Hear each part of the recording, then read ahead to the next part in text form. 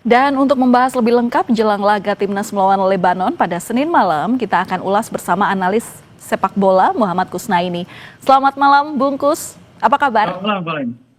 Ya, semoga kabar baik selalu bersama Anda. Bung, kita langsung saja. Kluivert ini meninggalkan pola 3 back dan memilih formasi 4-2-3-1 atau pola 4 back belakang ya. Kita ingat ini kali pertama Kluivert ke sini, kelihatannya ini memang formasi yang paling ingin dimainkan oleh Kluivert.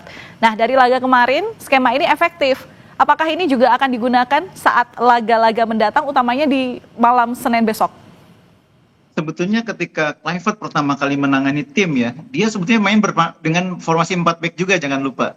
Cuma waktu itu hasilnya tidak begitu bagus sehingga di tengah pertandingan dia berubah menjadi pola 3 back lagi. Karena sebelumnya di tangan Sintayong kan kita banyak main dengan 3 back. Ya. Jadi sebetulnya sejak awal Kluivert tuh ingin bermain dengan formasi 4 back seperti halnya tim-tim di Belanda ya. Tapi kemudian karena hasilnya tidak mendukung, dia kembali ke formasi 3 back dan itu kemudian dipertahankan di pertandingan yang dia jalani selama kualifikasi putaran ketiga.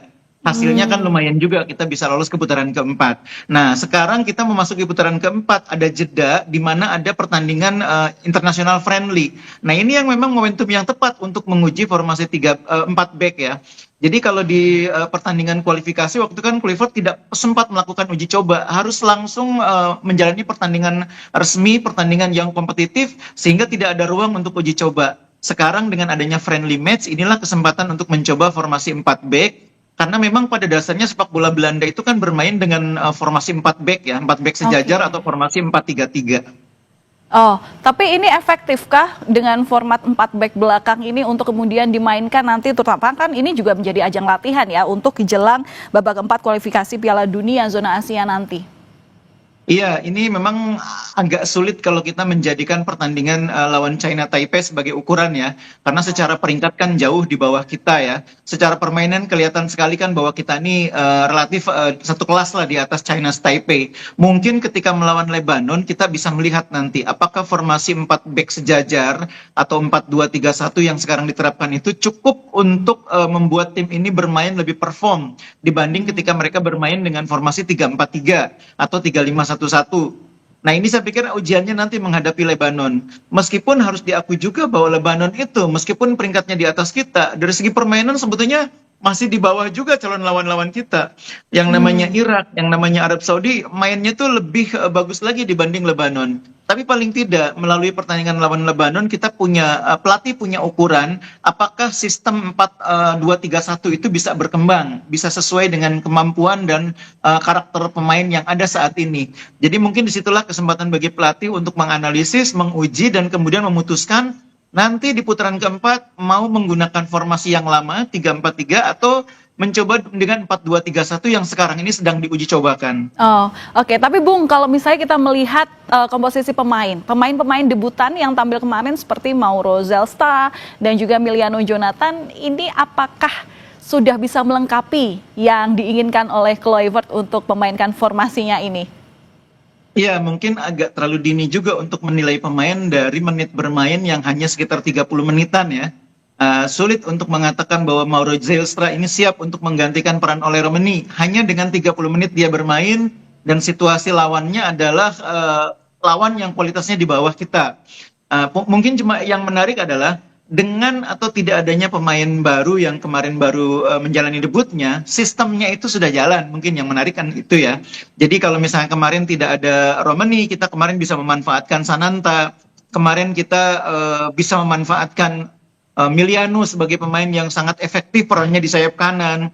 Kita bisa manfaatkan Eliano yang bermain sebagai pemain posisi nomor 10. Itu saya pikir sisi-sisi positif yang kita dapat dari pertandingan kemarin yang membuat pelatih bisa lebih tenang ya. Memang kemarin ini yang persoalan masih terasa tidak terpecahkan adalah posisi nomor 9. Kita melihat Sananta kemarin meskipun menyumbang salah satu gol melalui upayanya mengganggu lawan yang kemudian menjadi bunuh diri. Tapi secara keseluruhan, secara sistem permainan, Sananta masih belum sepenuhnya bisa memerankan apa yang diinginkan oleh pelatih.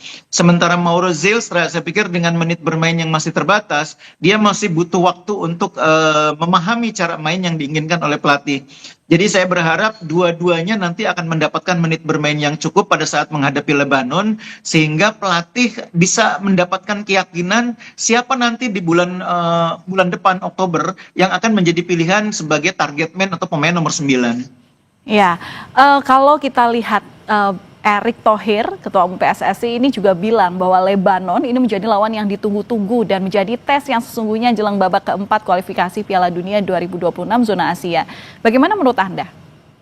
Sebetulnya yang lebih saya tunggu itu sebenarnya Kuwait ya, yang sayangnya kemudian mengundurkan diri. Karena secara kualitas Kuwait itu sebenarnya lebih kuat ya. Tapi oke lah, Lebanon juga tim yang karakter mainnya kan agak-agak mirip dengan calon lawan kita, Arab Saudi dan juga Irak ya. Tapi secara kualitas permainan sebetulnya masih di bawah lah, bisa dibilang setengah kelas lah di bawah Irak, di bawah Arab Saudi. Jadi memang kita sekarang memiliki lawan yang karakteristiknya sama dengan negara-negara Timur Tengah, tapi secara kualitas masih di bawah. Justru ini mungkin menguntungkan bagi kita. Jadi kita istilahnya menghadapi lawan yang pressingnya tidak sekuat Irak, menghadapi lawan yang skillnya tidak sebagus pemain-pemain Arab Saudi. Sehingga akhirnya di sini pelatih punya ruang untuk mengembangkan sistem.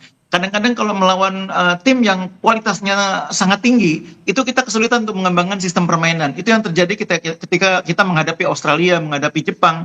Pelatih kesulitan mengembangkan sistem karena dipaksa untuk mengikuti sistem yang dikembangkan oleh lawan. Kita istilahnya lebih banyak melakukan respons gitu ya, respons football gitu ya.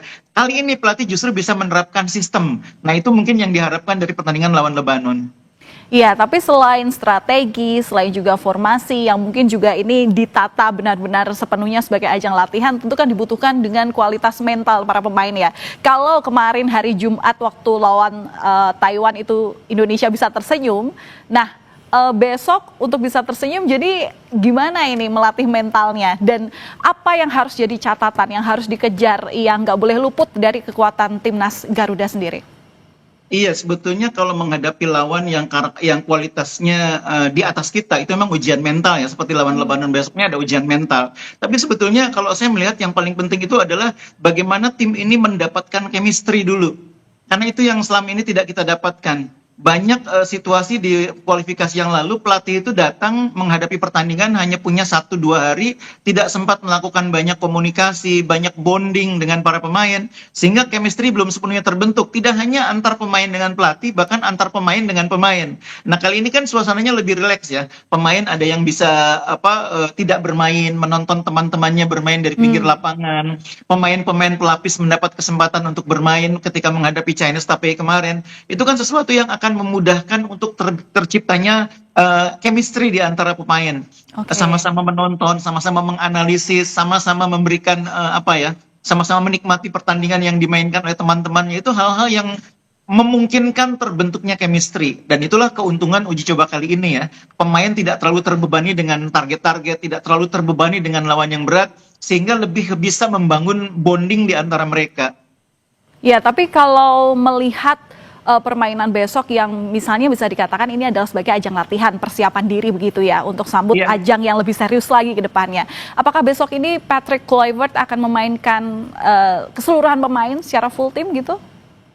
Menurut saya dicadangkannya bahkan tidak dimainkan gitu ya beberapa pemain kunci seperti kita lihat kemarin tidak ada pemain seperti Jai Ijes, tidak ada pemain seperti Tom Hayek. Itu adalah gambaran pelatih melihat kualitas lawan memang di bawah gitu ya. Dan mereka disiapkan untuk menghadapi lawan yang lebih berat. Jadi memang pertandingan kemarin itu menurut saya ajang bagi pemain-pemain pelapis untuk menunjukkan kemampuan mereka untuk menjadi pilihan ketika pemain utama misalnya menghadapi kesulitan atau berhalangan. Nah kemarin beberapa pemain kan kelihatan menonjol, mampu menunjukkan kualitasnya dengan baik. Kita selama ini melihat Nathan Chuaon sudah sangat menurun ya di awal-awal eranya Kluivert, tapi kemarin dia mendapatkan ritme bermain yang lebih baik. Keluar semua kemampuan yang dia miliki yang sempat membuat dia jadi andalan di eranya Sintayong. Begitu juga dengan Sen Patinama, kemarin juga sangat menonjol. Begitu juga dengan pemain baru Miliano. Jadi kemarin adalah kesempatan bagi pemain untuk menunjukkan diri bahwa mereka juga bisa diandalkan ketika pemain yang kemarin tidak bermain itu menghadapi kesulitan atau tidak main. Kalau pemain kuncinya saya pikir yang kemarin tidak bermain itulah yang merupakan pemain-pemain kunci ya. Seperti Tom Haye yang kemarin tidak main, begitu juga dengan Jai Ije itu pemain-pemain kunci. Begitu juga mungkin Calvin Verdong yang kemarin juga baru bergabung. Itulah pemain-pemain yang saya pikir akan mendapatkan kesempatan untuk bermain menghadapi Lebanon sekaligus menguji sistem baru 4-2-3-1 yang kemarin secara skema sudah berhasil diterapkan. Tapi kan secara skema sudah berhasil diterapkan, ketika diubah susunan pemainnya, itu kan juga butuh waktu lagi untuk beradaptasi. Nah, besok kesempatannya. Ya, menarik untuk kita nantikan bagaimana pertandingan besok skuad Garuda untuk melawan Lebanon. Terima kasih sudah berbagi informasi bersama kami terkait analisis sepak bolanya. Analis sepak bola Muhammad